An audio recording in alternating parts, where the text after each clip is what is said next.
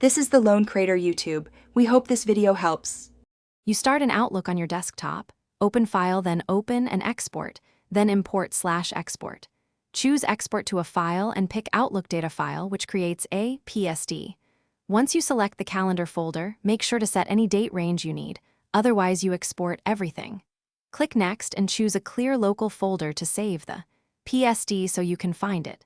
This gives you a transferable calendar file. You'll convert or extract it for Google in the next steps.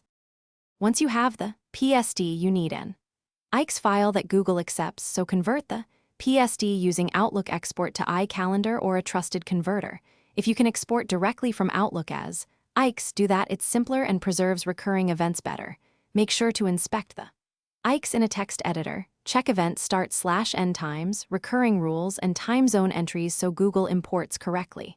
When the IX looks right, save a copy and get ready to upload into Google. You now move to Google Calendar. Open Settings, go to Import and Export and choose Import.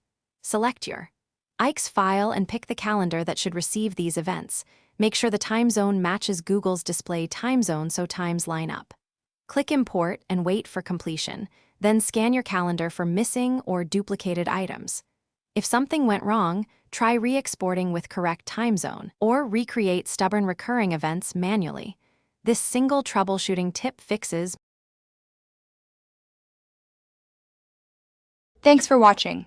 Consider subscribing if we helped you.